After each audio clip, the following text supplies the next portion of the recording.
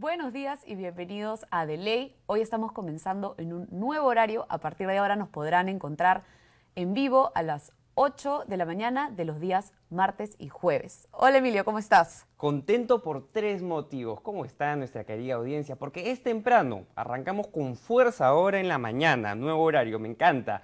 Porque estás nuevamente con nosotros, ya se acabaron las vacaciones, De ahora sí, regreso. a hablar de la coyuntura nacional que está agitadita. Y en tercer lugar, porque hoy día tocamos temas constitucionales, que es uno de mis temas favoritos en el derecho.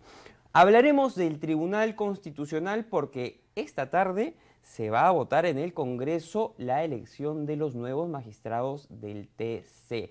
¿Quiénes son los magistrados? Son los 7 integrantes que toman las decisiones en el Tribunal Constitucional, así que hoy refrescaremos algunos conceptos que ya hemos tocado en programas previos. Tú tuviste un programa excelente del TC, Lu, que lo hiciste sola porque yo estaba de vacaciones, pero estuvo muy bueno. Ahora lo vamos a refrescar y también vamos a hablar con un abogado constitucionalista que nos va a dar mayores luces sobre otras dudas que tenemos acerca del TC y de la elección de magistrados. Así es un tema que en el programa ya hemos tocado, los invitamos a revisarlo, lo pueden ver, el programa se llama ¿Por qué es importante la elección del nuevo Tribunal Constitucional? Pero siempre es bueno refrescar estos conceptos y queríamos comenzar un poco conversando de qué es el Tribunal Constitucional, cómo está conformado, por qué es importante. Y para eso, lo que decía Emilio, ¿no? Estamos frente a un órgano que está conformado por 7 personas, que son los magistrados del Tribunal Constitucional.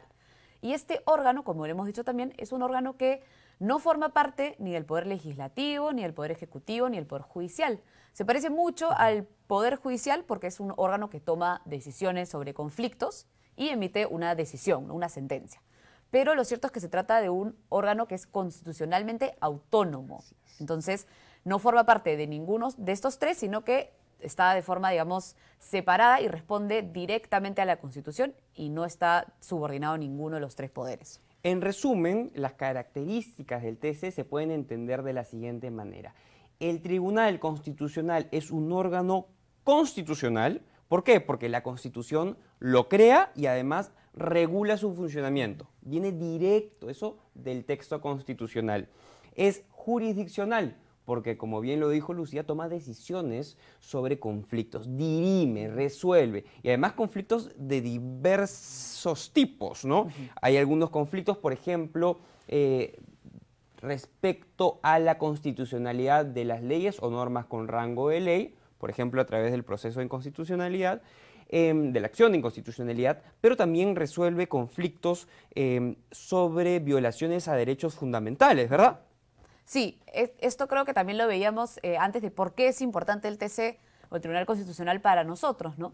Y es que la Constitución establece algunos procesos especiales para, digamos, garantizar nuestros derechos constitucionales. Por ejemplo, el amparo, por ejemplo, el habeas corpus son los nombres que se les dan a estos procesos. Por ejemplo, en el habeas corpus estamos frente a un caso donde a una persona se le ha restringido su derecho a la libertad, ¿no? Entonces está, digamos, apresada de manera ilegal, por ejemplo, lo retienen ilegalmente. Entonces puede presentar un proceso de habeas corpus para solicitar que se le libere, ¿no? Que se restablezca este derecho a la libertad que se le viene afectando. Y ese proceso, si bien, bueno, hay que seguir algunos pasos específicos que de repente lo podemos ver en otro programa, pero es un poco más complejo, eventualmente llega al Tribunal Constitucional y el Tribunal Constitucional toma una decisión sobre la libertad de esta persona. El habeas corpus es una expresión, ¿no?, que dice algo así como tráeme el cuerpo, ¿no? Por tratar de demostrar un poco qué es lo que trata de decir ese latinazgo, ¿no? Habeas corpus, por ejemplo, es el término que se utiliza también en el derecho anglosajón, es el mismo. Por último, el Tribunal Constitucional es un órgano colegiado porque no es que solamente un magistrado, un juez tome una decisión, sino es una decisión que se toma en concierto, en conversación con otros actores y es una decisión colegiada, ¿no? Son varios, en este caso son 7, en nuestro caso del Tribunal Constitucional peruano. Y por último es especializado, ¿no? Es una actividad concentrada, única y exclusivamente en la defensa de la Constitución y en la salvaguarda de los derechos fundamentales. Es muy especializado, y como ya lo hemos visto, tiene muchas características que lo hacen complejo de entenderlo, pero tenemos que conocerlo porque es el máximo intérprete de nuestra Constitución y las decisiones que se toman ahí nos impactan directamente en nuestras vidas. Lo conversábamos también antes y esto va ligado un poco de cuáles son las funciones del Tribunal Constitucional y estos resuelven para todos en realidad temas de interés normalmente nacional y lo que se contiene o lo que se dice en estas sentencias no solamente afecta a las personas que están involucradas en un caso, sino que esto se replica, como digo, a nivel nacional, porque los jueces de otras instancias tienen que respetar estas decisiones. Entonces, lo mencionábamos también antes, se han tomado decisiones sobre el despido, por ejemplo, que no parten de ninguna ley, sino que parten de lo que estableció el Tribunal Constitucional. Entonces, por eso es sumamente importante para todos nosotros lo que puedan decidir los magistrados del tribunal. Así es, los precedentes del Tribunal Constitucional le dan contenido a muchísimas instituciones que están desarrolladas en la Constitución, porque ustedes saben que la Constitución es un texto bastante breve. Entonces, esas explicaciones de lo que la Constitución quiere decir, esas interpretaciones que hace el TC, son muy importantes para el ejercicio del derecho, pero muy importantes también para la vida en sociedad, porque interpreta las reglas de juego, ¿no? Y esas interpretaciones son finalmente parte de esas reglas de juego. Y es muy importante seguirlas al pie de la letra. Entonces, quienes resuelven eso tienen que ser personas preparadas. ¿Cuáles son las características, Lucía, de los magistrados? Los requisitos que la Constitución establece. Claro, eso nos lleva un poco también a lo que estábamos conversando sobre hoy, ¿no? Lo que va a suceder hoy en la tarde es la elección de los magistrados del Tribunal Constitucional.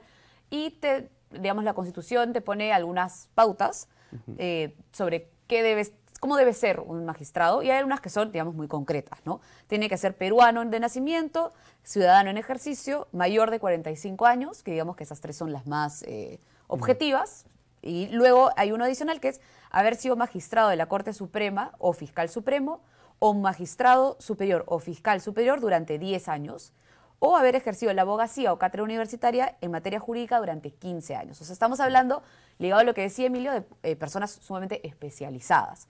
Y hoy lo que se va a hacer es elegir entre un grupo de personas quienes cumplen con estas características y algunas adicionales tal vez para cumplir y poder ejercer este cargo. Claro, es muy importante que uno cumpla los requisitos de la Constitución. Imagínate que se elija un magistrado que no cumple los requisitos de la misma Constitución, pues sería el mundo patas arriba, ¿no? Pero además también necesitamos saber qué es lo que se espera de un magistrado del Tribunal Constitucional. ¿Cómo debería ser? Más allá de los requisitos, de cumplir con los requisitos que la Constitución establece, ¿cómo debería ser una persona con una probada conducta correcta, con buenos conocimientos de derecho, más allá de que enseñó una cantidad de tiempo, o fue juez, o fue fiscal, sino una persona con solvencia moral y con solvencia académica, ¿no? Y que además también crea en los derechos humanos, que crea en la justicia y que luche por la justicia. Es decir, un correcto abogado, ¿no? Porque en resumidas cuentas, eso me hace acordar a los 10 mandamientos de Eduardo Couture, que es un texto extraordinario que todo estudiante de derecho y profesional en el derecho y abogado y magistrado y lo que sea debe revisar, porque es una muy buena línea de cómo actuar dentro del ejercicio de la profesión. Pero por eso estamos con un invitado, porque queremos saber qué es lo que debe tener un magistrado del TC hoy, 2022, y además cómo podemos mejorar nuestro sistema de elección de magistrados. Con nosotros está el doctor Campos, abogado constitucionalista, profesor universitario de la Pontificia Universidad Católica. Hola Lucía, hola Emilio, ¿cómo están? ¿Cómo está, doctor? ¿Nos escucha bien? Está el doctor Eber Joel Campos.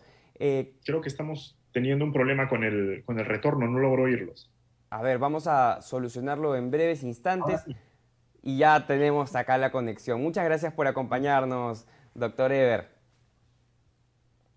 No, muchas gracias a ustedes por la invitación. La verdad que para mí es una satisfacción poder acompañarlos en este espacio que, como les comentaba antes, realmente cubre un vacío dentro del medio académico y legal de nuestro país. Muchas felicitaciones por el esfuerzo que vienen desarrollando. Muchas gracias. Y le agradecemos su participación porque tenemos algunas consultas que han venido directamente del público, ¿no? En el primer lugar nos preguntan, ¿no? Hoy va a ser la elección por el Congreso de los miembros del Tribunal Constitucional, pero algunos nos consultan, ¿y por qué tiene que ser el Congreso, no? ¿Por qué no puede ser, por ejemplo, miembros de colegios profesionales, nos dicen, ¿no? Tal vez podría ser una comisión especializada que esté compuesta por diferentes miembros de diferentes órganos que puedan elegir a los miembros del Tribunal Constitucional, ¿no? Entonces, queríamos comentar con usted, ¿no? ¿Por qué no puede ser otros órganos? ¿Por qué el Congreso? Y si es que sucede de manera distinta en otros países. Bueno, en principio, la razón por la cual es el Congreso el responsable de la selección y elección de los magistrados del Tribunal Constitucional responde a que sí se estableció en la Constitución vigente, en la Constitución del 93. Eso no siempre fue así. En la Constitución anterior, en la Constitución de 1979, también teníamos un Tribunal Constitucional. En esa época se llamaba Tribunal de Garantías Constitucionales, en donde la selección de los magistrados del Tribunal Constitucional no corría a cargo única y exclusivamente del Congreso, sino que también se permitía la presentación de ternas por parte de otros órganos, ¿no? Como el Poder Judicial, como el Ministerio Público, un poco en diálogo con lo que sucede en otros países, incluso de América Latina, ¿no? Como Colombia, en donde la fórmula que se utiliza ahí es la de la presentación de ternas por parte del gobierno, por parte del Consejo de Estado, por parte de la Corte Suprema. Nosotros, en la Constitución del 93, optamos por el camino de que sea el Congreso. Yo en lo personal tiendo a pensar que no es la forma más adecuada de elegir a los magistrados del Tribunal Constitucional. Creo que lo ideal sería la intervención de otras entidades para garantizar un mínimo de imparcialidad, pero también un mayor escrutinio respecto de quiénes van a ser los futuros magistrados del Tribunal Constitucional. Pero digamos, es un punto que en todo caso deberá tocarse en una futura reforma constitucional. Extraordinario. Yo por lo menos comparto, ¿no?, lo que dice el doctor. Creo que no es la mejor manera de elegir a magistrados del TC poniendo a un solo elector sobre la mesa, ¿no? Sobre todo en esta última elección, ¿no?, llena de idas y venidas, de cuestionamientos sobre su legitimidad, sobre su imparcialidad y sobre el miedo de la población, ¿no?, de la ciudadanía, en que se politice el Tribunal Constitucional, teniendo tantas causas pendientes o causas que puedan generarse sobre conflictos de competencias, por ejemplo, entre Congreso y Ejecutivo, sobre interpretación de la Constitución respecto, pongámoslo en un ejemplo reciente, la Asamblea Constituyente, si es un camino para reformar la Constitución o si solamente el Congreso puede hacerlo de forma parcial y total, que es algo que hemos conversado acá en el programa, y un largo etcétera, ¿no? Además, teniendo un Congreso con tan poca aprobación de la ciudadanía. En esos momentos es muy baja la aprobación según las encuestas. Precisamente lo que tú mencionas, ¿no, Emilio? O sea, que no se politice la elección del Tribunal Constitucional, y es algo que además todos los ciudadanos están viendo, ¿no? No hay mucha legitimidad en el Congreso, y que el Tribunal Constitucional sea elegido por el Congreso también lo deslegitima, ¿no?, a su vez. Y, digamos, lo que nos propone el doctor es una reforma constitucional, eventualmente, para poder cambiar la forma en la que se elige a los magistrados del Tribunal Constitucional. Es un tema que también hemos tocado en este programa, cómo cambiar la Constitución, y nos lleva, digamos, de la mano a nuestra siguiente pregunta, ¿no?, que es, ¿qué temas están hoy en agenda? Uno de estos es el tema de la Asamblea Constituyente. Entonces, nuestra consulta aquí sería, ¿qué temas estarían en agenda para este nuevo Tribunal Constitucional, ¿no? Las personas que sean elegidas, esperemos hoy por la tarde que sean elegidas, van a entrar al Tribunal Constitucional y van a tener que discutir muchos temas que están en agenda. Queríamos conversar o que nos comente un poco cuáles son estos temas y por qué son de especial relevancia para todos nosotros como ciudadanos.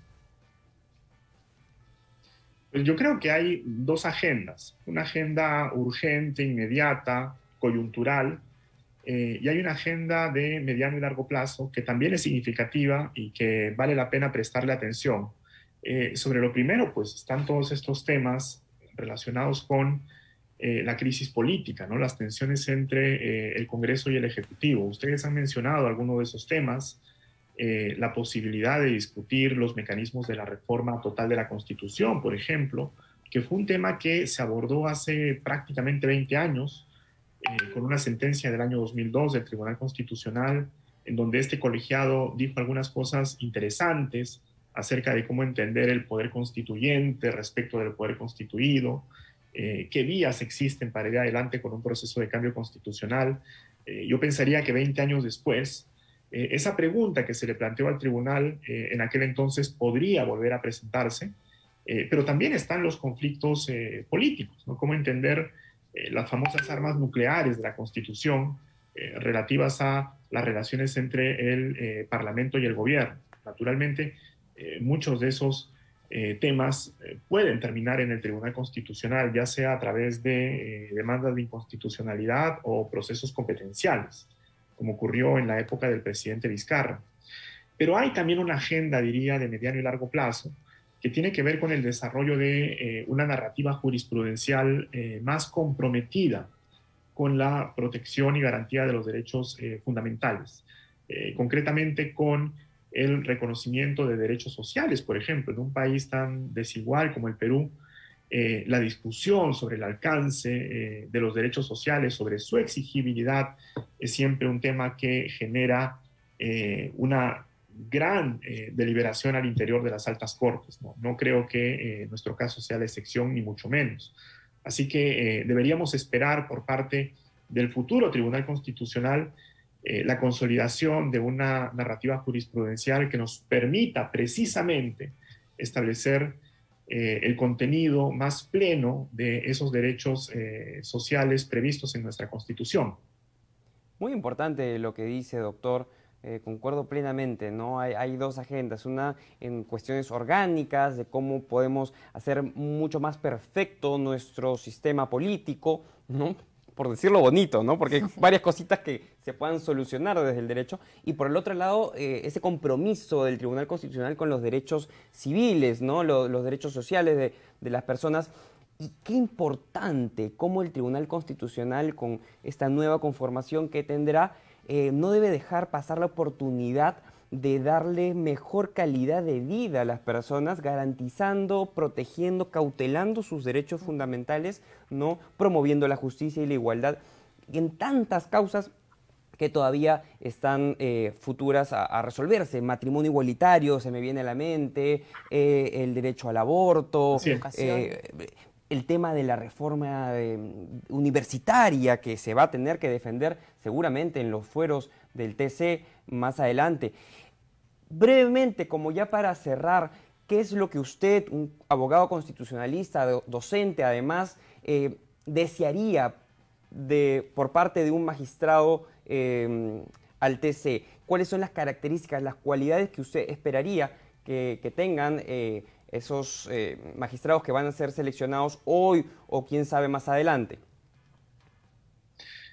Pues yo creo que podríamos pensar en un magistrado ideal y podríamos considerar muchas cualidades.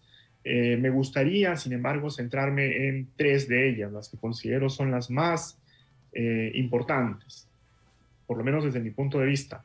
Yo creo que lo primero que debemos esperar de un magistrado del Tribunal Constitucional es su independencia, ¿no? Es decir, que sea una persona que se halle al margen de ningún tipo de adscripción o vínculo con un organismo privado, público, político, en fin, que sea alguien que pueda garantizar un nivel de independencia e imparcialidad muy claros, porque eso es lo único que va a dotar de legitimidad a las decisiones del Tribunal Constitucional. Si los ciudadanos, los destinatarios de las decisiones del Tribunal Constitucional, no tenemos la certeza de que quienes redactan y sustentan esas decisiones son personas independientes, pues naturalmente eso va a afectar muchísimo la eficacia de esas decisiones. Lo segundo es la trayectoria, ¿no? Yo creo que lo que debemos exigir, no solamente esperar de un magistrado del Tribunal Constitucional, es que sea alguien que tenga una trayectoria y un compromiso con los valores de la democracia intachable, ¿no? Claro, evidente. No pueden llegar personas con cuestionamientos morales, profesionales, porque naturalmente eso introduce un elemento de duda respecto de cuál puede ser el devenir de la jurisprudencia que emane del Tribunal Constitucional.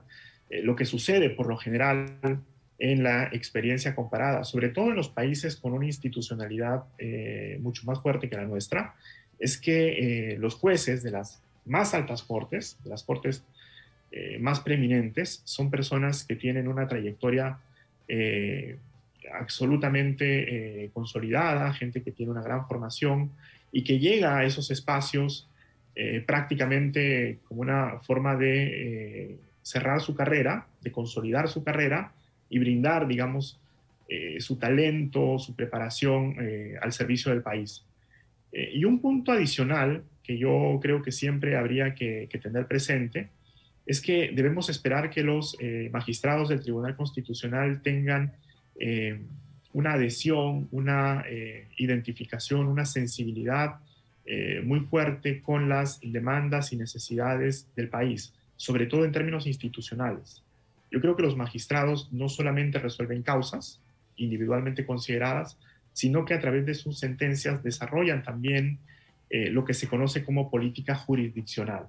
Sus decisiones contribuyen a establecer la marcha del derecho, la formación y evolución del derecho en nuestro medio. Ellos son responsables de establecer narrativas jurisprudenciales que se espera trasciendan en el tiempo. Entonces, los magistrados del Tribunal Constitucional tienen que tener la suficiente visión y la suficiente sensibilidad para darse cuenta que lo que deciden hoy, en un caso particular, probablemente va a impactar a través del peso de sus considerandos, de sus argumentos, en la suerte de causas futuras, en donde está en cuestión no solamente la libertad de los ciudadanos, sino también el desarrollo de nuestras instituciones políticas. Excelente, doctor. Entonces hablamos de 3 elementos, ¿no? Independencia, trayectoria y esta sensibilidad a las necesidades del país en concreto, ¿no? Creo que para nuestra reforma constitucional podemos agregarlo ahí a la Constitución para tenerlo claro. Creo que son 3 puntos fundamentales que deberían, digamos, tenerse por escrito para que todos podamos practicarlos, ¿no? Le agradecemos muchísimo por sus respuestas, por el tiempo, por compartir con nosotros y con todos los que nos ven y nos escuchan sus apreciaciones sobre las consultas que le hemos hecho hoy. De verdad, le agradecemos mucho su tiempo. Muchas gracias, doctor. No, muchas gracias a ustedes. Muchas gracias, Lucía, Emilio, por la invitación y a sus órdenes para una próxima oportunidad. Que estén muy bien. Nos vemos Muchas pronto. gracias. Muy bien, ha sido el doctor Campos, docente de la Pontificia Universidad Católica del Perú. Él es profesor de Constitución. Ha sido tu profe también, ¿no? Ha sido mi profesor de Derecho, Introducción a las Ciencias Jurídicas. Uy, cuando era casi cachimba.